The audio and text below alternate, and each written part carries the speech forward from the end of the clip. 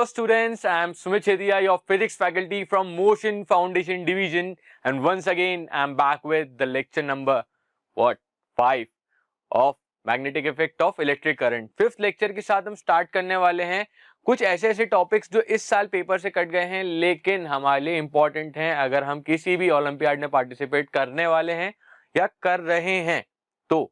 और कुछ numerical part अगर अपने को अच्छा लगता है, कुछ मैथमेटिकल, कुछ इंटरेस्टिंग जो रियलिस्टिक वर्ल्ड में आसपास वाली चीजें हम देखना चाहते हैं, या जैसे अगर जिन बच्चों को इलेक्ट्रिक मोटर में मजा आया हो वो ये लेक्चर्स देखें, और नहीं भी आया तो देखो बहुत मजा आने वाला है। मतलब बहुत रिलेटिव टॉपिक्स हैं, बहुत इंटरेस्टिंग टॉपिक्स हैं जो बहुत मजा आता है इन सबको पढ़ने। मेरे टाइम पे और भी टॉपिक्स थे लाइक ट्रांसफॉर्मर्स और अभी stepping up of the transformer, stepping down of the transformer, ये सब टॉपिक्स तो बुक से ही हट गए लेकिन उनको पढ़ने में और मजा आया करता था।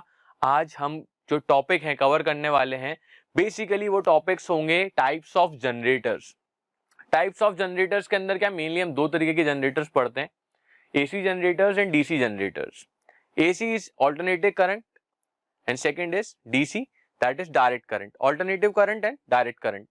तो यहाँ पे क्या फर्क है, कैसा है, क्या नहीं, वो सब सीखेंगे। लेकिन पहले एक बेसिक जनरेटर सीख लेते हैं। बेसिक जनरेटर होता क्या है?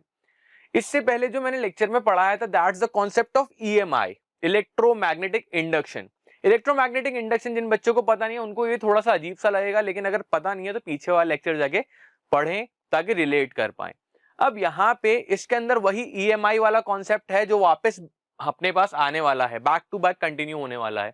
पूरा लेक्चर जनरेटर्स के ऊपर है, बहुत मजेदार टॉपिक है, तो आप कंटिन्यू करते हैं।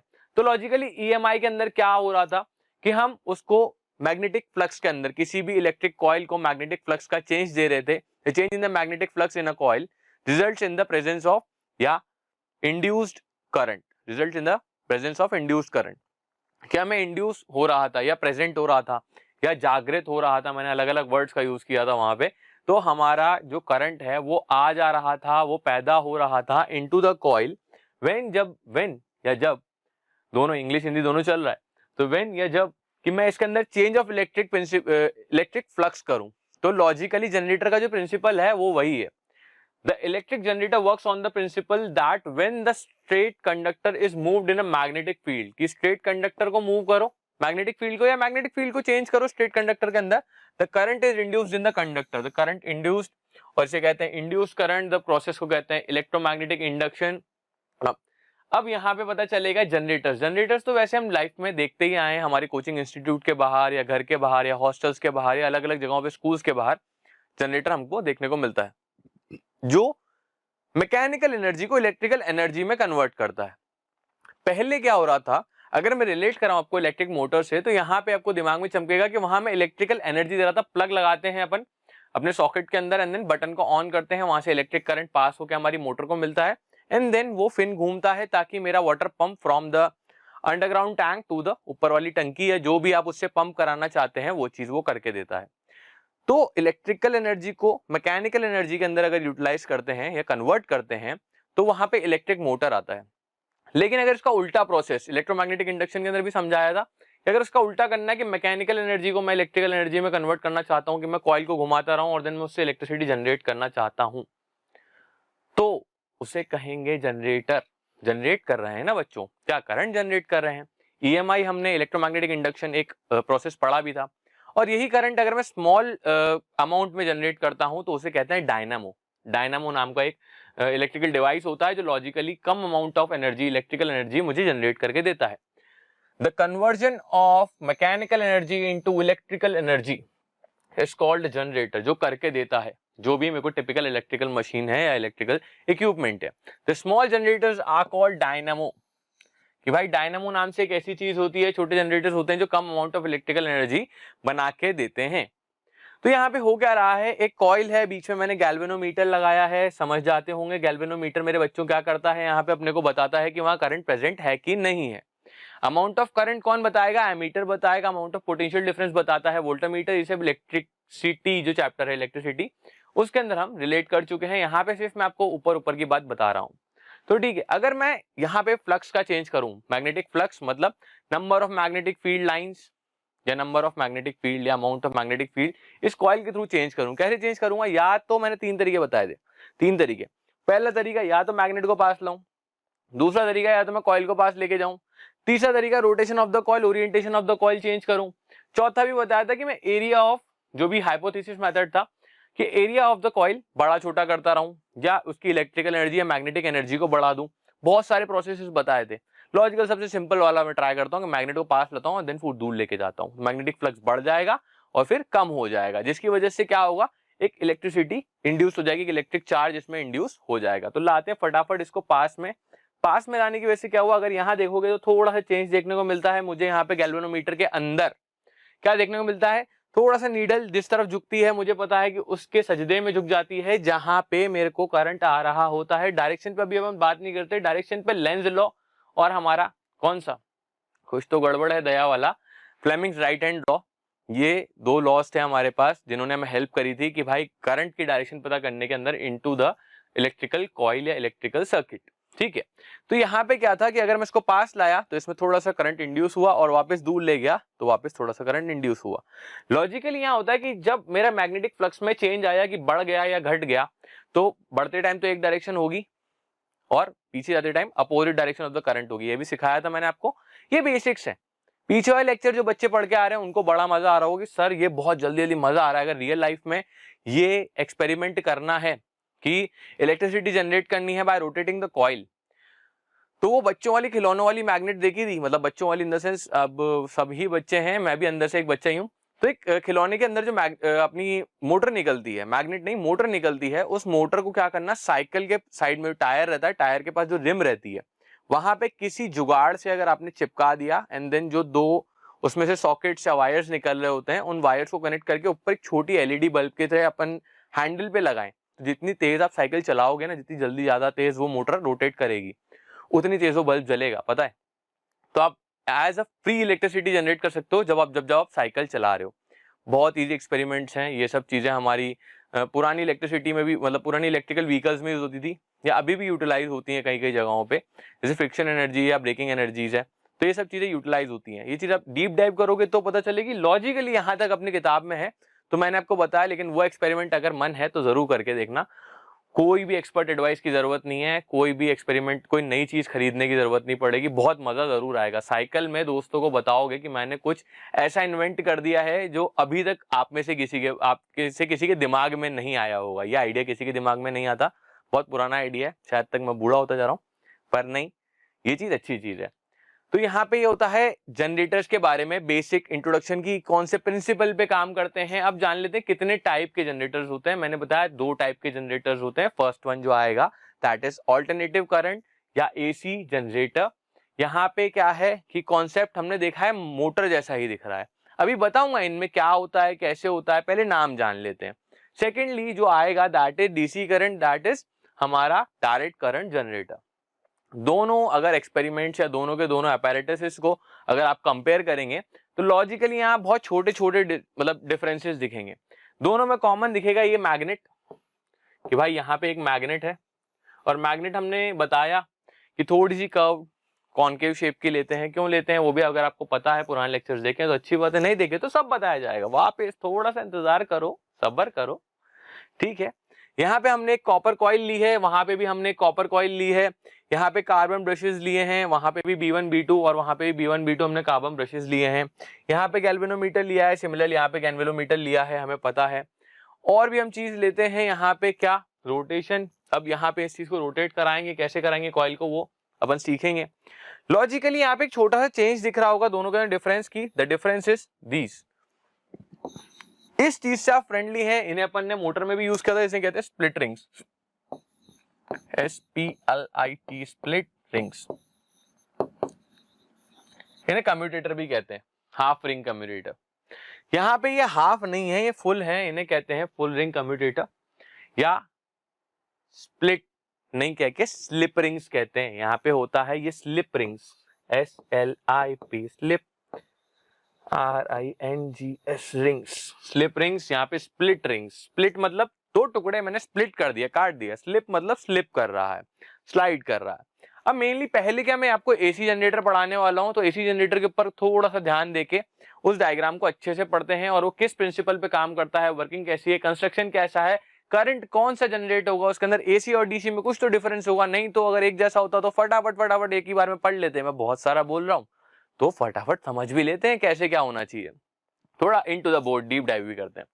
कंस्ट्रक्शन क्या है, एक एसी जनरेटर के अंदर सिंपल जनरेटर है हमारा, एक रेक्टेंगुलर कॉइल आएगी ABCD, देखते चलो जो जो चीज मैं बताते चल रहा हूँ देखते चलो। ABCD ये मेरी रेक्टेंगुलर कॉपर कॉइल है which can be rotated rapidly between the poles of north and south pole of a strong horseshoe magnet। देखो दिखने को ये लग नहीं रही है पर ये horseshoe magnet है, लॉजिकली ये horseshoe magnet यूज करी जाती है। टाइप ऑफ परमानेंट मैग्नेट, ये टाइप परमानेंट मैग्नेट है, horseshoe बार मैग्नेट्स, ये सब रिंग मैग्नेट्स हमारी परमानेंट मैग्नेट्स होती है। The coil is made of a large number of tons of insulated copper wire. जो यहाँ पे मेरी कॉइल यूज हो रही है ये मैंने सिंगल कॉइल दिखाई है, ये वाली कॉइल जो है ये सिंगल कॉइल दिखाई है बच्चों, लेकिन होता क्या है रियल जनरेटर्स के अंदर क्या है multiple number of n number of turns use होते हैं, यहाँ पे n number of coils use होती हैं ताकि बहुत large amount of generator use करना है ना, बहुत large amount of current generate करना है मुझे इससे, तभी तो मैं नंबर ऑफ टर्न्स बढ़ाऊंगा यार। लॉजिक है मेरे पीछे कि अपन ने पीछे भी पढ़ा था सर्कुलर लूप कॉइल्स के अंदर पढ़ा था, तो वहां पे n नंबर ऑफ टर्न्स या सोलेनॉइड के अंदर पढ़ा था n नंबर ऑफ टर्न्स जो होते हैं वो बढ़ा देता हूं तो मेरा जो जनरेशन है या मैग्नेटिक फ्लक्स है या जो भी चीजें हैं वो सारी की सारी बढ़ जाती हैं। तो मुझे यहाँ पे ज्यादा जनरेट करना है करंट तो मैं यहाँ पे कॉइल के नंबर भी बढ़ा दूंगा, n बढ़ा दूंगा। बेसिक कंस्ट्रक्शन समझ में आ गया, डायग्राम बहुत ईजी है।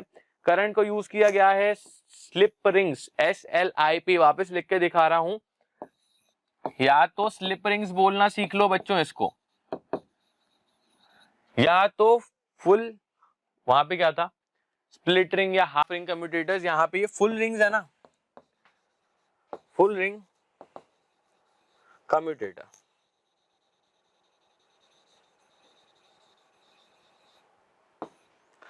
तो ये दो नाम है, किसी भी एक नाम से याद कर लो, कोई बड़ी बात नहीं है, बहुत इजी है। अब यहाँ पे क्या है मुद्दे की बात, वर्किंग पे आएंगे।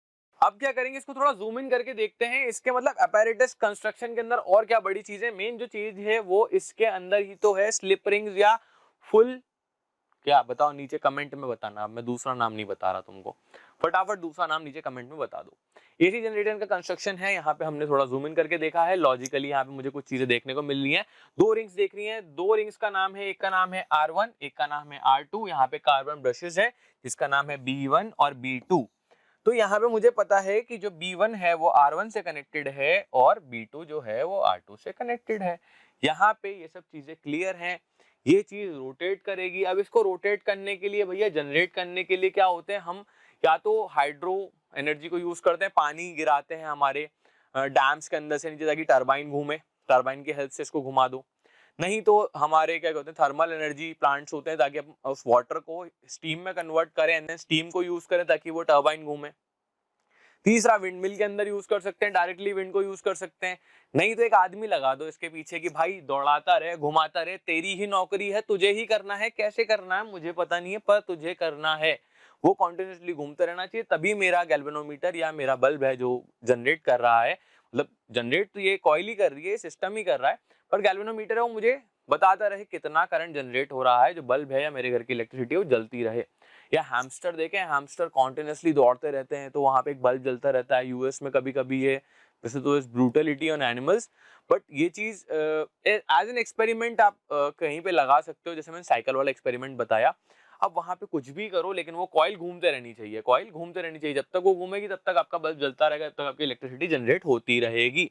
The outer ends of carbon brushes are connected to the galvanometer to show the flow of the current in the external circuit। कि भाई यहाँ पे मैंने एक गैल्वेनोमीटर भी यूज करा है ताकि मेरे को मेजरमेंट पता लगता रहे, मेजरमेंट तो नहीं बस ये बता लगता रहे कि एटलीस्ट एक स्मॉल अमाउंट ऑफ करंट वहां जनरेट हो रहा है। फॉर दिस अपैरेटस अगर जनरेटर है तो वहां पे हम लगाते हैं करीब करीब बहुत बड़े से गैल्वेनोमीटर्स और एमीटर्स लगाते हैं ताकि हम कैलकुलेट भी कर पाए क्या कितने अमाउंट ऑफ करंट वो जनरेटर जनरेट करता है, तभी उसके ऊपर रेटिंग्स लगी होगी ना कि यार इतने बल्ब इतने फैंस और इतने बड़े बड़े हॉस्टल्स या इतने बड़े बड़े हॉस्पिटल्स को ये लोग सप्लाई कर रहे हैं जनरेटर्स, तो कितने रूम्स को ये सप्लाई कर सकते हैं पता लगे।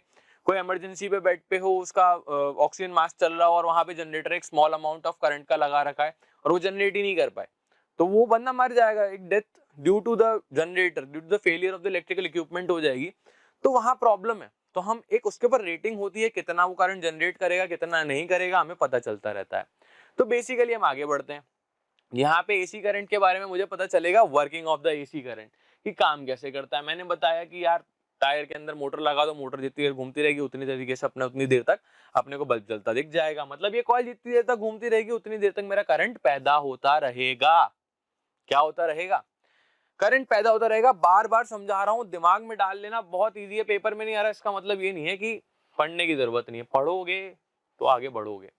तो लॉजिकली यहाँ पे बढ़ते हैं। यहाँ पे क्या होता है, फुल रिंग्स, जो फुल रिंग कम्यूटेटर है या मैं स्लिप रिंग्स कहता हूँ इसको, है ना, इजीली इजी वर्ड्स के अंदर। तो यहाँ पे यार कुछ तो दिक्कत है, नहीं तो वो स्प्लिट रिंग्स, वो आधी आधी रिंग्स वाला या हाफ रिंग कम्यूटेटर या बेसिक कम्यूटेटर जो हमने पीछे मोटर में यूज किया है उसी को यूज कर लेते। क्या है, जब मैं इसको रोटेट करूंगा तो ये जो ब्रशेस हैं जो कनेक्टेड है रिंग्स के साथ, वो उसी के साथ रोटेट हो जाएंगे।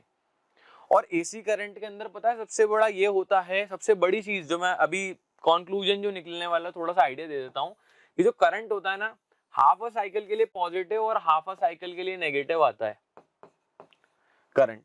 थोड़ा पॉजिटिव थोड़ा नेगेटिव, थोड़ा पॉजिटिव थोड़ा नेगेटिव, थोड़ा पॉजिटिव थोड़ा नेगेटिव, मतलब थोड़े इलेक्ट्रॉन आगे जा रहे हैं, थोड़े इलेक्ट्रॉन पीछे जा रहे हैं, थोड़ा इलेक्ट्रॉन आगे जा रहे हैं, थोड़े इलेक्ट्रॉन पीछे जा रहे हैं, या करंट आगे पीछे आगे पीछे हो रहा है। टू एंड फ्रो मोशन जिसे कहते हैं कि आगे पीछे आगे पीछे आगे पीछे, वो रिंगा रिंगा रोजेस है ना, तो वो वाला गेम खेल रहे हैं करंट या इलेक्ट्रॉन। तो किस तरीके से खेलते हैं या वर्किंग के अंदर उसे भी हम सीख लेते हैं। आ जाओ सीख लो। यहाँ पे हमने जनरेटर से पहले ये चीज सीखी थी, कुछ तो गड़बड़ है दया वाला। हमारा बेसिक कौन सा रूल, बेसिक हमारा था Fleming's right hand rule for the motion. Motion FBI, father mother and children.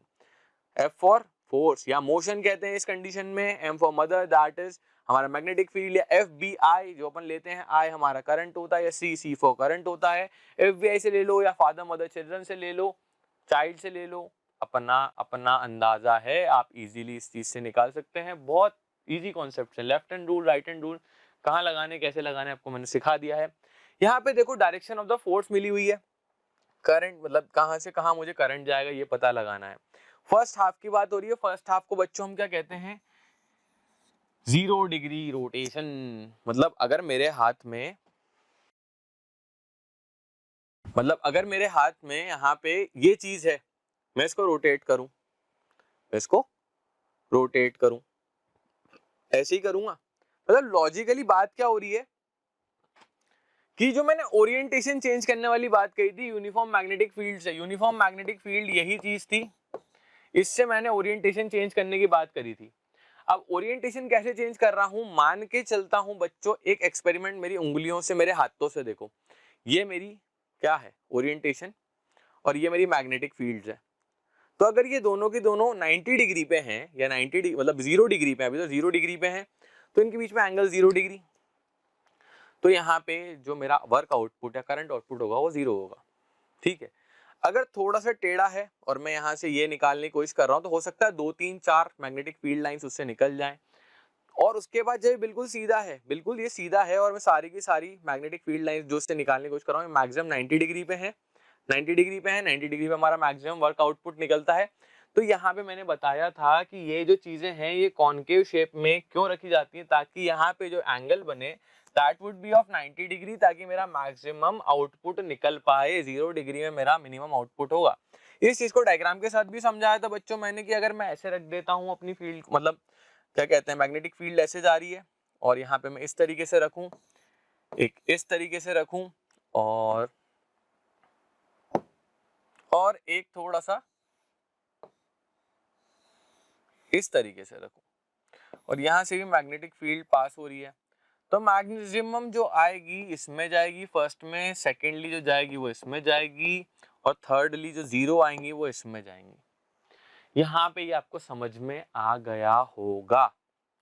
Basically क्या है, अलग अलग ओरिएंटेशन, मैं इसको चेंज करता जा रहा हूँ, घुमाता जा रहा हूँ। जब ऐसा होगा ये 0 डिग्री बनाएगा, मैग्नेटिक फील्ड से थोड़ा टेढ़ा होगा, कम मैग्नेटिक फील्ड, और प्रॉपर्ली जब 90 बना देगा तब मैक्सिमम मैग्नेटिक फील्ड इससे पास होंगी। मैग्नेटिक फ्लक्स का इसमें चेंज होगा, मैग्नेटिक फील्ड लाइन जितनी चेंज होंगी उतना उसमें करंट इंड्यूस हो जाएगा due to the process of EMI, easy monthly instalment. नहीं मेरे बच्चों, यहाँ पे क्या है, इजी मंथली इंस्टॉलमेंट नहीं है, इलेक्ट्रोमैग्नेटिक इंडक्शन है।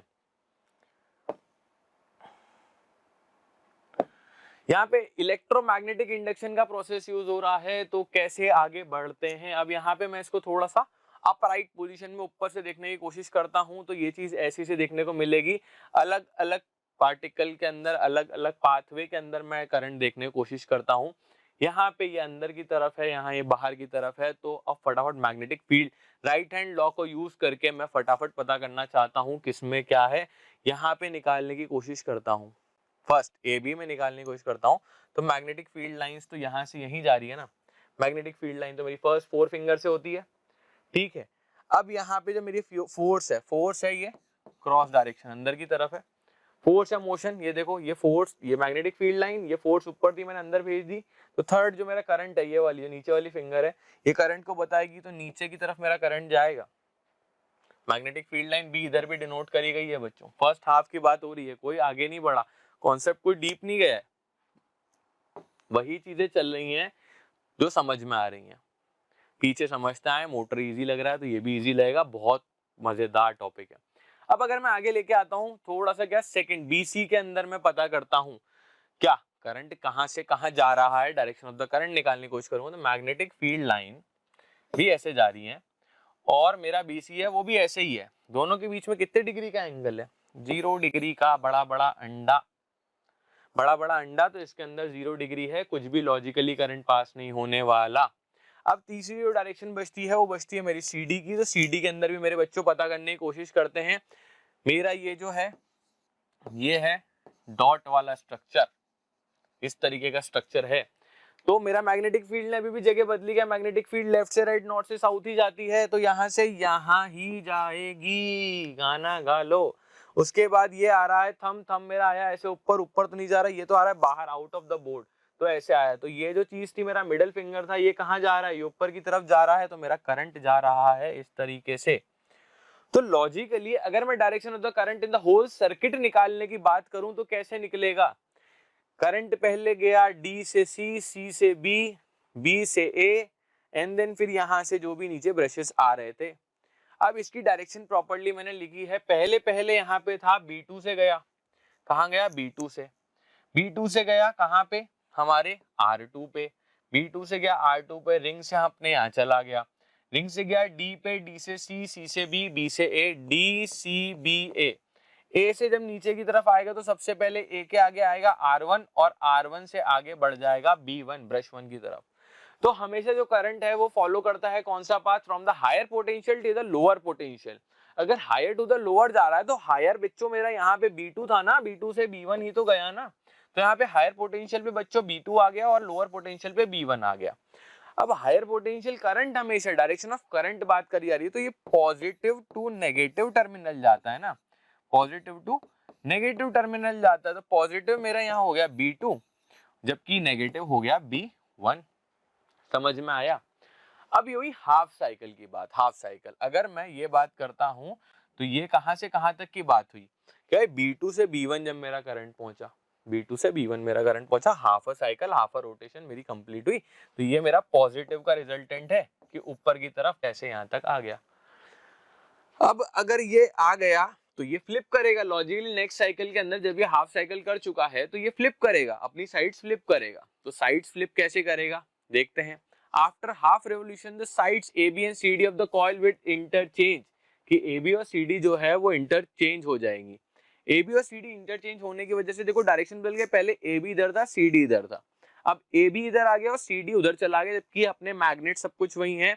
R1 के साथ B1 कनेक्टेड है, R2 के साथ B2 कनेक्टेड है। स्लिप रिंग्स होने की वजह से सबसे बड़ी बात क्या है कि भैया मेरा जो R1 था वो B1 के साथ अगर कनेक्टेड था पहले, और R2 जो था वो B2 के साथ कनेक्टेड था पहले, ये B है, ये B2 के साथ कनेक्टेड था,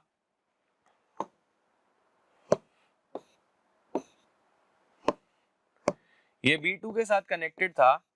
तो अभी भी आफ्टर द हाफ रोटेशन जो कि सेकंड हाफ आएगा, सेकंड हाफ आने वाला है मेरे बच्चों, यहाँ पे 180 डिग्री जो भी अपन उसको लिखते हैं रोटेशन, यहाँ पे भी R1 जो होगा वो B1 के साथ ही कनेक्टेड होगा और R2 जो होगा वो B2 के साथ ही कनेक्टेड होगा। मैं कितनी ही कोशिश कर लूं, ये अपने कार्बन बसेस जो हैं जिन रिंग्स से कनेक्टेड हैं स्लिप रिंग से, वो स्लिप रिंग्स पूरी जो होल साइकिल रिंग्स हैं उनका साथ नहीं छोड़ते, उनका साथ नहीं छोड़ते। अब यहाँ पे वापस से मैं डायरेक्शन ऑफ द करंट पता करने की कोशिश करूंगा after the half rotation of the copper wire coil, ठीक है। अब मूविंग, अब इसकी डायरेक्शन मुझे किसकी, movement of the coil, movement of the coil पता चल जाएगी, मोशन पता चल जाएगा। अब यहाँ पे क्या है, ये हमें फ्रंट व्यू दे रखा है। फ्रंट व्यू को अगर मैं चेंज करके देखो, सेकेंड हाफ लिखा आ गया, 180 डिग्री लिखा हुआ आ गया। अगर मैं इसको चेंज करने की कोशिश करूँ, टॉप व्यू देखने की कोशिश करूँ, तो टॉप व्यू मुझे इस तरीके से देखने को मिलता है। अब यहाँ पे अगर मैं देखूं, सबसे पहले किसमें, डीसी में देखूंगा, एबी में देखूंगा, बताओ बताओ, किसी में भी बताओ, कोई दिक्कत की बात नहीं। और पता भी कर लो तो कोई बड़ी बात नहीं, मेरा मन है बीसी में पता करूंगा। बीसी मैग्नेटिक फील्ड ऐसी है और बीसी भी ऐसा है, तो 0 डिग्री, यहाँ पे तो 0 आ गया। यहाँ पे क्या था, ये अंदर की तरफ था, फोर्स अंदर है, मैग्नेटिक फील्ड बाहर है, करंट कहाँ जाएगा, नीचे की तरफ जाएगा। अगर सीडी की बात करता हूँ तो करंट जाएगा नीचे की तरफ, ऐसा गया मेरा फोर्स अंदर की तरफ, ये थमता, ये अंदर कर दिया, मैग्नेटिक फील्ड सामने खड़ी हो गई, करंट मेरा नीचे की तरफ जाएगा, ये घूमता हुआ नीचे डिस्काउं और ये नीचे चला गया मेरा करंट। सीडी के अंदर इस डायरेक्शन में जा रहा है, बीसी के अंदर मेरा 0 था, बीसी के अंदर अब आएगा 0 करंट। अभी भी इसके अंदर देखो मैग्नेटिक फील्ड लाइन ऐसे, भैया भी ऐसे, बीसी जो है हमारे, सीबी जो है उसी तरीके से आ रहे हैं। थर्ड जो लाइन है मेरी ए बी, इसके अंदर पता करता हूँ तो मैग्नेटिक फील्ड लाइन कहाँ जा रही है, ये जा रही है बाहर की तरफ। ये वाला जो सिंबल बताया था ये डॉट बताया था, और ये वाला जो सिंबल बताया था ये क्रॉस बताया था। डॉट एंड क्रॉस से आप इजीली फ्रेंडली हैं, बहुत मजा आ रहा होगा ये सब चीज करने में, है ना। अपने हाथों के साथ सोचा नहीं होगा, अभी फिजिक्स इतनी इजी हो जाएगी कि अपनी 3 उंगलियों पे नाचेगी, है ना। लेकिन आज नचा रहे हैं हम इस चीज को। तो अपना थंब जो है फोर्स मोशन जो भी बाहर की तरफ है, हमारा मैग्नेटिक फील्ड, अच्छा मैं उल्टा तो नहीं कर रहा हूँ, अच्छा इस तरफ आना पड़ेगा क्योंकि मेरा हाथ उल्टा मुड़ जाएगा उस डायरेक्शन में। फोर्स जो है बाहर, मैग्नेटिक फील्ड ऐसा, और करंट ऊपर की तरफ, करंट ऊपर की तरफ, तो करंट ऊपर की तरफ। वापस अगर फुल एंड फाइनल अगर मैं डायग्राम बनाने की कोशिश करता हूँ बच्चों, तो जादू से मेरे पीछे बन गया है, वापस से मेरी डायरेक्शन ऐसी आ रही है। लेकिन लॉजिकली अगर डायरेक्शन ऑफ द करंट पिछले वाले से कंपेयर करोगे, अगर आपने पीछे थोड़ा वीडियो लेके जाओगे और उसके अंदर डायरेक्शन ऑफ द करंट में आपको जो मैंने यहाँ पे ये लिखा हुआ है, सारे गमा पादा निशा, ये जो चीजें हैं अगर आप इसको कंपेयर करोगे तो डायरेक्शन ऑफ द करंट बदल चुकी है। कैसे, B1 R1 के साथ कनेक्टेड है, ये मुझे पता था, ये कभी भी एक दूसरे का साथ नहीं छोड़ते। यहाँ ये हो गया ABCD, पहले यहाँ DCBA हुआ करता था और R2 से B2 गया, पॉजिटिव से नेगेटिव टर्मिनल जाता है और हायर से लोअर पोटेंशियल जाता है। तो ये हायर पोटेंशियल भी लिख सकता हूँ और इसको लोअर पोटेंशियल भी लिख सकता हूँ। हायर पोटेंशियल पे बच्चों मेरा B1 आ गया, क्योंकि B1 से स्टार्ट किया था और जा रहा है B2 की तरफ, तो ये B2 आ गया। चीजें बदल गई, वक्त बदल गया, जज्बात बदल गए, ठीक है। B1 से B2, पहले B2 से B1 जा रहा था, मतलब इसका कहने का मतलब है एक बार करंट इधर से आ रहा है यूं घूमता हुआ, और एक बार करंट, मतलब अगर मैं कॉइल बनाऊं ऐसा करके और इसके साथ अगर मैं ऐसी कुछ वायर तो भी ज्वाइन कर दूं, यहाँ गैल्वेनोमीटर लगा दूं, तो एक बार करंट आएगा इस तरफ से ऐसा ऐसा घूम के, और दूसरी तरफ आएगा करंट ऐसा ऐसा गोल घूम के इस तरफ से। तो अगर करंट एक बार इधर से आ रहा है, एक बार इधर से आ रहा है, एक बार इधर से आ रहा है, एक बार इधर से आ रहा है, एक बार इधर से आ रहा है, इधर से आ रहा है, क्या तो इलेक्ट्रॉन के बारे में कंपेयर करता हूँ, करंट इलेक्ट्रॉन इधर से आ रहे हैं, इधर से आ रहे हैं, इधर से आ रहे हैं, इधर से आ रहे हैं। तो अगर ये डायरेक्शन चेंज करें, टू एंड फ्रो मोशन कर रहे हैं, टू एंड फ्रो मोशन की वजह से ऑसिलेशन हो रहा है, डायरेक्शन चेंज हो रहा है करंट का, जिसकी वजह से क्या होगा, the current in the external circuit now flows from B1 to B2, thus in the first revolution of the coil the current from the reverses its direction from 2 times, कि एक साइकिल में 2 बार वो अपना डायरेक्शन बदलता है। कैसे बदलता है, कैसे उसका वो बनेगा, ग्राफ बनेगा, वो भी सीखेंगे। In this way alternating current is produced in the generator, इस तरीके से बनता है।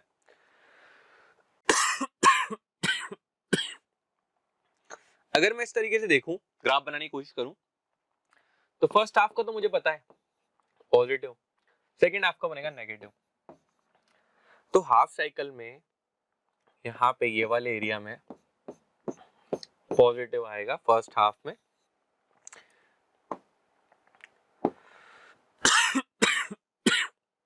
जबकि सेकेंड हाफ में अगर मैं कंपेयर करूं तो ये नेगेटिव आ जाएगा।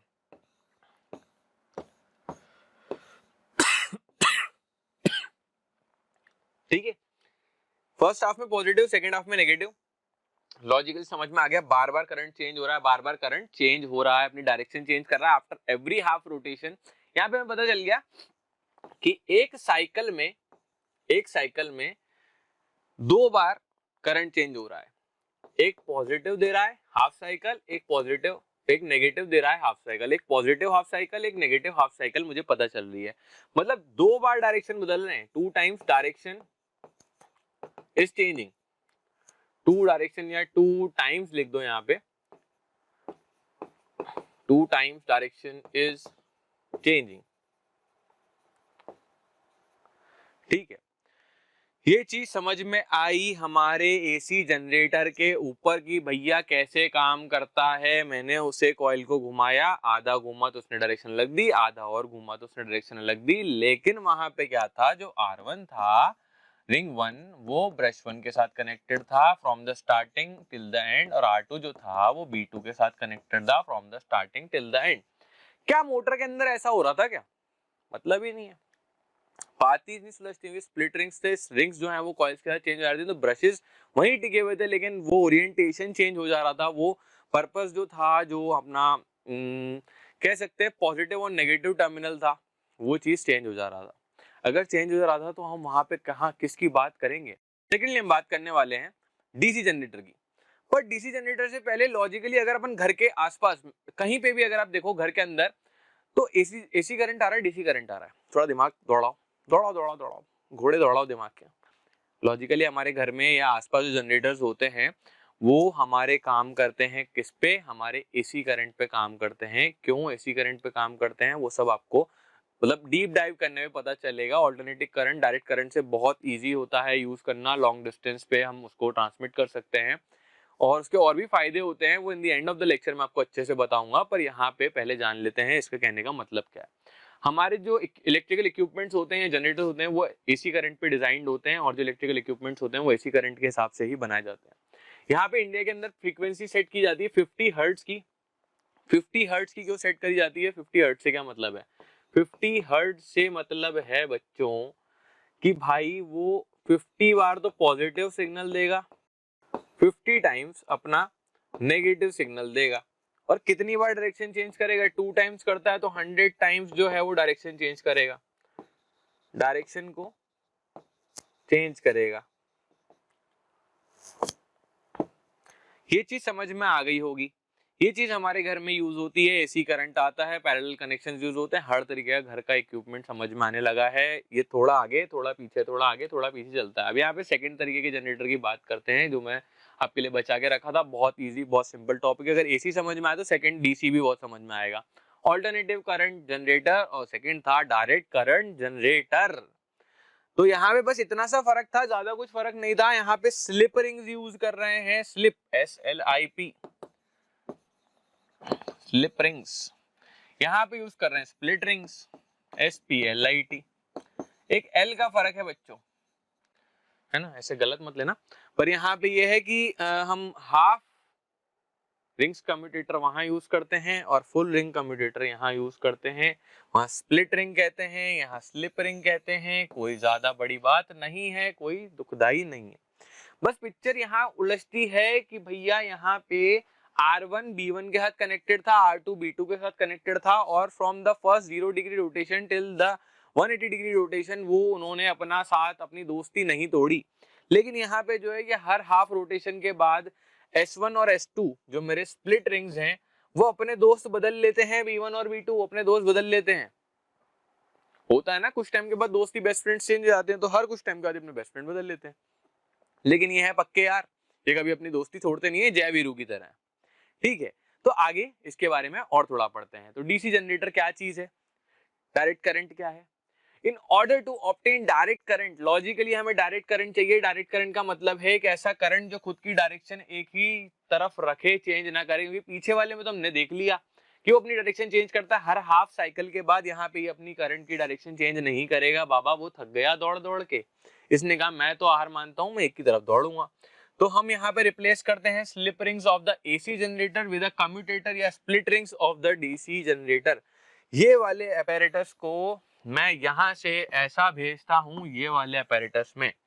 लॉजिकली अभी भी वही, कैसे भी तरीके से मुझे कॉइल घुमानी है, कॉइल घूमनी चाहिए, कॉइल घूमने से मेरा क्या होगा, इलेक्ट्रिकल एनर्जी बनेगी। है तो जनरेटर ही ना, मैकेनिकल से इलेक्ट्रिकल बनाएगा, ऐसा कुछ नया काम नहीं कर देगा, एसी से डीसी हो गया तो बनाएगा, करंट ही बनाएगा, बस सिंगल डायरेक्शनल करंट बना के देगा।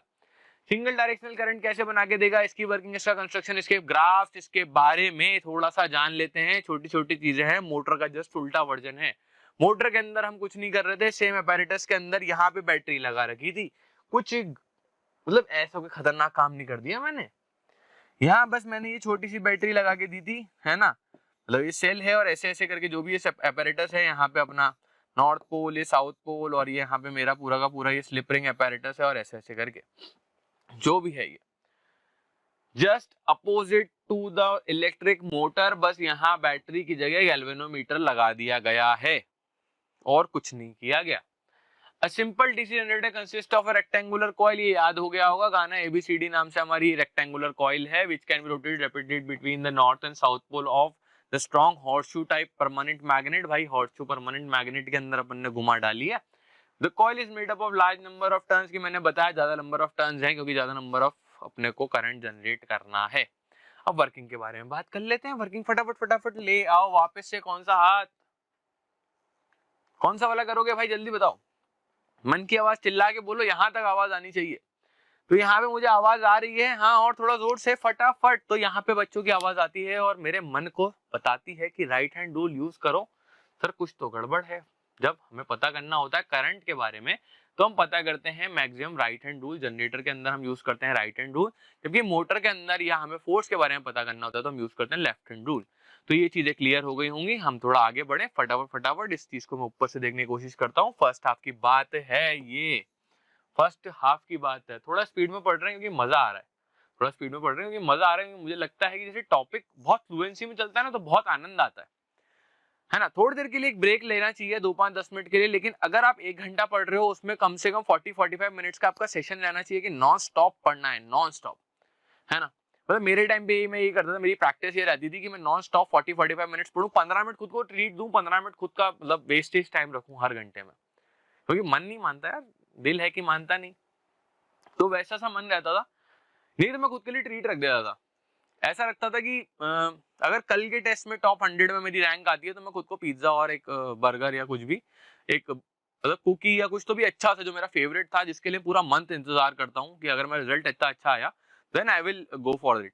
अगर अपन भी ऐसा कर सकते हैं, जरूरी नहीं है, सबके अपने अपने टाइप ऑफ मोटिवेशंस होते हैं। कुछ किसी को खाना अच्छा लगता है, किसी को कुछ और चीजें, किसी को इलेक्ट्रिकल, किसी को मैकेनिकल चीजें अच्छी लगती हैं, किसी को घूमना फिरना अच्छा लगता है। सबका अपना अपना मोटिवेशन है, पर जरूरी नहीं है कि आप मेरी तरह ही करें। अपना मोटिवेशन ढूंढो और उसको अपना राज बनाओ ताकि अपन उस चीज से फटाफट तरक्की या उस चीज से अपन सक्सेस हासिल कर सके। तो आगे आ जाओ, इस चीज की सक्सेस पता करते हैं। अगर यहाँ पे मैं पता करना चाहूँ तो वापस फ्लेमिंग्स राइट हैंड रूल से मैं पता कर सकता हूँ अपनी डायरेक्शन क्या, फोर्स मेरी इस तरफ, कहाँ, इस तरफ जा रही है अपनी मैग्नेटिक फील्ड। मैग्नेटिक फील्ड जाती है सीधे, फोर्स जा रही है अंदर की तरफ, करंट जाएगा नीचे की तरफ, तो ये गया नीचे की तरफ। इसी तरीके से मैं ये CD की बात करता हूँ, फोर्स अभी जा रही है बाहर, मैग्नेटिक फील्ड है सामने, तो ऐसे करके मैं स्पाइडरमैन तो बन नहीं जाऊंगा। और ये ऊपर की तरफ मेरा करंट जाएगा, ये करंट गया इधर, तो इधर से पूरा गोल घूम के DCBA। तो इसकी प्रॉपर डायरेक्शन अगर देखी जाए तो from B2 to R2, B2 to R2, then DCBA, फिर R1 to B2, R1 to B2। यहाँ पे मेरे को पता चल गया ये पूरा पूरा डायरेक्शन है। अब जाती है हायर पोटेंशियल से लोअर पोटेंशियल तक, हायर पोटेंशियल से लोअर पोटेंशियल चीज जाती है। और ये भी पता है मुझे from the positive terminal to the negative terminal current travel करता है। और मैं करंट की ही बात कर रहा हूँ, तो B2 से B1 जा रहा है तो ये B2 हो जाएगा मेरे बच्चों, और ये B1 जा रहा है, मेरे को ये भी पता है। तो ये पूरी जगह मैंने भर डाली है। हाँ, इस तरफ आते हैं, ये भी अपन फटाफट भरने की कोशिश करते हैं। ऐसा कुछ नहीं जबरदस्ती भरना है कुछ करके, है ना, कॉमिक बुक थोड़ी हर जगह भरी भरी होनी चाहिए। तो फर्स्ट हाफ साइकिल में पता चल गया बच्चों अपने को कि ब्रशेस जो हैं वो B2 और B1 से कनेक्टेड थे। जो ब्रशेस हैं B2 और B1 वो R1 और R2 से कनेक्टेड थे, जहां पे B1 जो था वो मेरा R1 से कनेक्टेड था, जबकि B2 जो था वो मेरा R2 से कनेक्टेड था।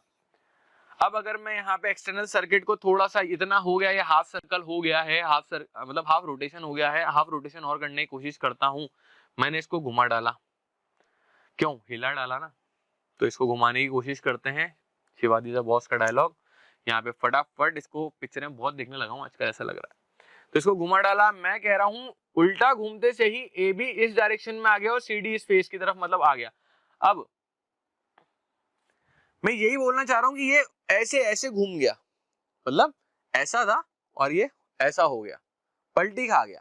तो अगर ये ए बी डायरेक्शन थी, मतलब right hand is my A B direction, this is the C D direction, left hand is my C D direction, तो ये गोल घूम गई क्या, राइट हैंड लेफ्ट की तरफ आ गया, लेफ्ट हैंड राइट की तरफ आ गया, तो ए बी सी डी अपनी जगह बदल चुके हैं। अब कॉइल जो है अपना नाम बदल चुकी है, यहाँ पे ये बदलते से ही करंट का डायरेक्शन क्या अपोजिट होगा, आइए पता लगाते हैं, तो शुरू करते हैं। After half rotation या revolution, after half revolution, the sides AB and CD of the coil interchange their position। मुझे पता लग चुका है, ये तो कोई राज की बात बताई इन्होंने मेरे को। The sides AB will come at the right hand side and the CD will come on the left hand side। कि भाई इन्होंने अपनी जगह बदल दी है, AB right hand side पे आ गया और CD left hand side पे आ गया। So after half a revolution, the AB starts moving up and the CD starts moving down। कैसे पता है ये सब डायरेक्शन, फोर्स और ये सब पता करते हैं भाई इसके बारे में। फटाफट ऊपर वाला डायरेक्शन देखते हैं, वापस से मैं डायरेक्शन ऑफ द करंट निकाल सकता हूँ यहाँ से कैसे, पहले CD में निकालता हूँ, सीधे मेरा जा रहा है, ये वाली 4 फिंगर जाती है मेरी किस में, B for magnetic field. Current ये होता है, नहीं, करंट होता है बच्चों मिडिल फिंगर, भूल मत जाना, FBI या फादर मदर और चाइल्ड। तो यहाँ पे मेरा मैग्नेटिक फील्ड जा रहा है from north the south pole, और हमारा जो करंट जा रहा है, फिर गलत बता रहा हूँ, उलझ जाओगे, मत पढ़ो, कभी सही कभी गलत पढ़ाऊंगा, लेकिन उस चीज में दिमाग लगाना कि गलत क्या है, सर को भी पकड़ना है कि सर ये गलत है। लाइव क्लासेस में रिप्लाई आ जाता है, जैसे रिकॉर्डेड लेक्चर्स हैं तो यहाँ पे आपको थोड़ा सा डरा के रखना पड़ेगा, मतलब थोड़ा मस्ती मजाक के साथ पढ़ाने में ज्यादा मजा आता है। फ्रंट 4 फिंगर जो है from the north to south pole जा रही है मैग्नेटिक फील्ड, फोर्स जो है वो अंदर की तरफ है, ये वाला क्रॉस था बच्चों, क्रॉस था, ये वाला अपना डॉट था, तो यूं था, और यूं करके नीचे की तरफ जो मिडिल फिंगर है पोजीशन करेगी इसी डायरेक्शन में, और इस डायरेक्शन का भी मैं पता कर सकता हूं। अब जा रहा है ABCD। अब अगर मैं इसकी डायरेक्शन लिखना चालू करूं तो देखो देखो देखो, जो मेरी रिंग है उन्होंने अपनी जगह बदल ली है। B2 जो है वो R1 से कनेक्टेड है, ABCD हो गया, जबकि DCBA था, फिर R2 जो है वो B1 से कनेक्टेड है, मतलब B2 हायर पोटेंशियल है और B1 लोअर पोटेंशियल है, higher potential lower potential, positive terminal negative terminal, B2 और ये B1। पीछे वाले में, जस्ट अभी पीछे वाले में डीसी जनरेटर की जब मैं बात कर रहा था, तब भी B2 से B1 जा रहा था क्या करंट, अभी B2 से B1 जा रहा है, अभी B2 से B1 जा रहा है। जबकि एसी करंट के अंदर अगर मैं देखूं तो पहले B1 से B2 जा रहा था, B2 से B1 जा रहा था, तो अपोजिट डायरेक्शन बार बार बदल ली, जबकि यहाँ पे डायरेक्शन जो है ये फिक्स हो गई है, क्योंकि मेरे जो ब्रशेज हैं B1 और B2 ये लाके दिखा देता हूं, ये वाले और ये वाले ये फिक्स हैं अपनी जगह, तो ये अपनी जगह नहीं बदल रहा है, मेरा करंट का डायरेक्शन नहीं बदल रहा, जिसकी वजह से क्या है, सेकंड हाफ के अंदर रेवोल्यूशन के अंदर भी B2 से B1 मुझे नजर आ रहा है करंट दौड़ता हुआ, डायरेक्शन नहीं बदलता। तो सिंगल डायरेक्शन करंट होता है, सिंगल डायरेक्शन करंट जो होता है वो डायरेक्ट करंट होता है, ठीक है। यहाँ पे ये चीज समझ में आ गई, एसी और डीसी के बीच का डिफरेंस, दोनों वैसे पेपर में आने से रहे, पर अगर आ जाते हैं तो अपने को पता रहेगा। लॉजिकली जो मेरा ग्राफ बनता है, ग्राफ कैसा बनता है, स्ट्रेट लाइन का बनता है। स्ट्रेट लाइन का क्यों बनता है, फर्स्ट हाफ में तो भैया ऐसे सीधा गया, एक ही डायरेक्शन था, सेकंड हाफ में भी तो यार सीधा ही जाएगा, क्योंकि उसका सिंगल डायरेक्शन था, डायरेक्शन बदला गया डीसी में। जबकि अगर मैं फर्स्ट एसी वाले करंट जनरेटर या एसी करंट या एसी जनरेटर से कंपेयर करूं इस करंट को, ये डीसी जनरेटर है भाई, डीसी जनरेटर है, डीसी जनरेटर से जनरेटेड करंट है। लेकिन अगर मैं यहाँ पे एसी करंट की बात करूं या अल्टरनेटिव करंट जनरेटर की बात करूं, तो उससे जो करंट जनरेट हुआ था वो इस तरीके का था, पूरा ऐसा करके, ऐसा, हाफ में पॉजिटिव था हाफ में नेगेटिव था, तो यहाँ वो अपनी डायरेक्शन बदल रहा था, जबकि डीसी अपनी डायरेक्शन नहीं बदलता, डायरेक्ट करंट अपनी डायरेक्शन नहीं बदलता। तो यहाँ पे इस चीज को एक तरीके से और कंपेयर करके दिखाता हूँ कि देखो, पहले तो ये देखो कि एसी वर्सेस डीसी है ना, दोनों में लड़ाई हो रही है। अब डीसी के अंदर एक ही डायरेक्शन है भाई, एक ही डायरेक्शन में उसका करंट घूम रहा है, लेफ्ट टू राइट, पूरा का पूरा सर्कुलर। जबकि यहाँ पे देखो जैसे ही यहाँ पे इसके टर्मिनल्स चेंज हो जा रहे हैं, ये अपनी पोजीशन करंट की कभी इधर रखता है और कभी इधर रखता है। यिन यांग का साइन देखा है, आधा ब्लैक आधा व्हाइट, जो एनीमे देखते होंगे या जापानीज या चाइनीज, वो जापानीज वो चीज देखते होंगे, कार्टून देखते होंगे तो वो रिलेट करते होंगे। कुंग फू पांडा अगर मूवी देखिए तो उसमें भी होगा, यिन यांग का साइन होता है, या तो गूगल सर्च करना मिल जाएगा। ये उसी टाइप का करंट है कि आधा इधर फिर आधा उधर, आधा इधर आधा उधर, गोल गोल गोल गोल। अब यहाँ पे इस तरीके से बता सकता हूँ कि एसी जो है इस तरीके से काम करता है और डीसी इस तरीके से काम करता है। डीसी का स्ट्रेट लाइन ग्राफ है जबकि इसका कर्व ग्राफ आता है। यहाँ पे ये चीज क्लियर हुई, समझ में आई? आगे बढ़े, थोड़ा सा वापस यहाँ पे देखते हैं। पोटेंशियल डिफरेंस जो है, पोटेंशियल डिफरेंस जो है दोनों में से किस में कांस्टेंट चलने वाला है, या सेम पोटेंशियल जो है यहाँ पे आएगा, सेम पोटेंशियल, सेम पोटेंशियल पे काम करता है ये, जबकि यहाँ पे पोटेंशियल या करंट चेंज हो रहा है। पोटेंशियल चेंज होगा तो करंट भी चेंज होगा, पोटेंशियल इज चेंजिंग, ठीक है। ये चीज भी डन हो गई, ग्राफ्स अपने को डन हो गया। मैं बार बार बता रहा हूँ ग्राफ्स आ सकते हैं वैसे पेपर में, नहीं तो किसी न्यूमेरिकल पेपर में आ जाएंगे या किसी कॉम्पिटिटिव एग्जाम में आने के चांसेस हैं। लास्ट टॉपिक पे आते हैं यहाँ पे हम, एसी वर्सेस डीसी की। एसी को ही क्यों हम प्रेफर कर रहे हैं इंडिया के अंदर या और किसी कंट्री के अंदर या और किसी इक्विपमेंट के अंदर, उसकी हर्ट साइकिल को फिक्स कर दिया हमने कि एसी डीसी से अच्छा क्यों है। AC is less expensive and easy to generate than DC. AC के अंदर क्या करा था भैया, यहाँ पे AC is less expensive, AC सस्ता पड़ता है एज कंपेयर टू यहाँ पे easy to generate than DC, क्योंकि यहाँ पे हमने स्प्लिट रिंग्स यूज करी हैं। स्प्लिट रिंग्स किस में, डीसी में। स्प्लिट रिंग्स के पहली बात तो है ना, स्प्लिट रिंग्स के साथ मैकेनिकल लॉसेस बहुत होते हैं। एट अ सीनियर लेवल जब आप पहुंचेंगे या कभी कॉलेज में मैकेनिकल एनर्जी ऑप्ट करिए, तो मैं अपना एक्सपीरियंस बताता हूँ, मेरी थोड़ी पढ़ाई बताती है कि इसमें स्प्लिट रिंग्स में जो होता है, पहली बात तो टेक्निकली महंगे पड़ते हैं, है ना। महंगे पड़ने के साथ साथ प्रॉब्लम ये आती है कि उनके साथ मैकेनिकल लॉसेस बहुत होते हैं। टाइप्स ऑफ लॉसेस भी पढ़ोगे, बहुत सारे लॉसेस होते हैं, बहुत सारे साइकिल्स पढ़ोगे, वो सब चीजें बाद में, अभी बस 10 तक की ध्यान दो।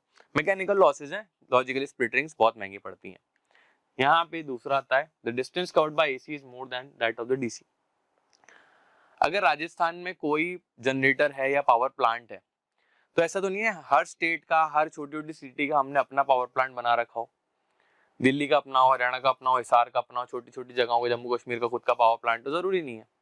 एक बहुत बड़ा पावर प्लांट होता है, पावर प्लांट बहुत दूर दूर तक के स्टेट्स को सप्लाई करता है, बहुत दूर दूर तक की सिटीज को करंट सप्लाई करता है।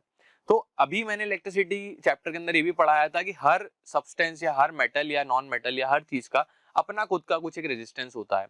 वायर के थ्रू ही मैं दूर दूर तक, आपने देखा हो ट्रेन में हम ट्रैवल करने, बड़े बड़े खंबे लगे होते हैं, बहुत दूर दूर तक वायर्स होती हैं, तो वो मैन टाइप की दिखती हैं, है ना, ऐसी कुछ दिखती है ना, ऐसे स्टार शेप में होते हैं वो, तो तारे इनसे जा रही होती हैं। तो जब तारे जा रही होती हैं तो बहुत दूर दूर तक किलोमीटर्स की वायरिंग होती है। किलोमीटर्स की वायरिंग के अंदर अगर मैं करंट भेजता हूँ तो ऑब्वियसली वो रेजिस्टेंस बहुत ज्यादा उसको रोकेगा। लॉजिकली मेरा करंट डिस्ट्रॉय होता जा रहा है जितना डिस्टेंस बढ़ता आ रहा है। Rho is equals to L upon A, rho L, तो वहां पे भी एल डायरेक्टली प्रोपोर्शनल था, रेजिस्टेंस बढ़ेगा अगर लेंथ बढ़ेगी तो। लेकिन यहाँ पे एसी करंट के साथ ऐसा नहीं है, क्योंकि यहाँ पे डीसी करंट जितना दूर भेजूंगा उतना कम पहुंचेगा, जबकि एसी करंट जितना दूर भेजूंगा, मॉडरेटली लॉसेस होते हैं, ऐसा नहीं कि पूरा पहुंच जाता है, थोड़े से लॉसेस के साथ पर पहुंच जाता है। The power loss during the transmission in AC is less as compare to the DC. मैंने बताया था कि लॉसेस जो हैं वो कम हो जाते हैं, जैसे जितना दूरी में भेजूंगा ज्यादा लॉसेस होंगे तो प्रॉब्लम होगी, उतना करंट वेस्ट होगा। जबकि मेरा जो पावर लॉस है ट्रांसमिशन ऑफ एसी में कम है as compare to the DC direct current. Last topic आने वाला है, लास्ट पॉइंट आने वाला है, AC voltage has the advantage of stepping up and stepping down as per the requirement. अब आप आ जाओगे कि स्टेपिंग अप स्टेपिंग डाउन क्या है। एक ट्रांसफार्मर नाम का टॉपिक हुआ करता था बहुत साल पहले, कुछ साल पहले अपनी सीबीएसई उस चीज को इंक्लूड करती थी। अगर एनटीएससी दे रहे हो या कुछ और कॉम्पिटिटिव एग्जाम दे रहे हो तो वहां पक्का आता है, वहां पक्का आता है ये टॉपिक होता है, उसमें न्यूमेरिकल भी बेस होते हैं, बहुत मजा आता है। है ना, मतलब जो अपन ने पढ़ा ना, एक एक्सपेरिमेंट कराया था मैंने 4th लेक्चर के अंदर, that was primary coil and secondary coil हमने जनरेट करा था EMI के थ्रू। दूसरी कॉइल के अंदर हमने करंट जनरेट कराया था, इंड्यूस कराया था। तो वहां पे भी 2 कॉइल्स होते हैं, प्राइमरी सेकेंडरी, है ना। उसके अंदर अपन क्या करते हैं, स्टेपिंग अप स्टेपिंग डाउन का मतलब है कि अगर मेरा 440 वोल्ट का करंट है, मैं उसको चाहता हूँ स्टेप अप कराना, मतलब 880 वोल्ट का हो जाए, तो भी कर सकता हूँ। और इसी चीज को स्टेप डाउन कराने का मतलब है कि मैं 220 वोल्ट का करना चाहता हूँ, तो भी पॉसिबल है। एसी करंट इजीली हमारे ट्रांसफॉर्मर्स के अंदर इसीलिए एसी करंट यूज किया जाता है क्योंकि इजीली वो स्टेप अप स्टेप डाउन करा जा सकता है, बढ़ाया भी जा सकता है उसका पोटेंशियल और कम भी किया जा सकता है। तो let's come to the end of this lecture. और अभी तक होपफुली सब मजा आ रहा होगा। लास्ट डोमेस्टिक इलेक्ट्रिकल सर्किट जो है अपना, डोमेस्टिक इलेक्ट्रिकल टॉपिक इस लेक्चर का लास्ट टॉपिक है। उसके साथ डोमेस्टिक इलेक्ट्रिकल सर्किट्स, उसके साथ अपन एंड करने वाले हैं इस चैप्टर का, और फिर सोर्सेज ऑफ एनर्जी उस चैप्टर की तरफ आगे बढ़ेंगे। होपफुली अभी तक आप मजे कर रहे होंगे, बहुत मजा आ रहा होगा, और मोशन चैनल के साथ जुड़ते रहने में और फ्रेंड्स को बताने में कि इतने एनिमेशंस के साथ, इतने एनर्जी के साथ हम आपको पढ़ा रहे हैं, आपको होपफुली बहुत अच्छा लग रहा होगा। जो भी डाउट्स हैं सारे के सारे कमेंट सेक्शन में भर दो, मैं सबका रिप्लाई देने वाला हूँ, नहीं तो मेरी टीम पूरी हेल्प करने वाली है आपको। मोशन लर्निंग के ऐप पे भी आपको सब कुछ अवेलेबल होगा, even doubt answer, doubt counters, doubt sessions या कुछ क्वेश्चंस के reply, each and every problem will be solve there. तो thank you for today. So like ही लाइक, शेयर ही शेयर, और सब्सक्राइब ही सब्सक्राइब करना है मोशन फाउंडेशन के चैनल को। Thank you.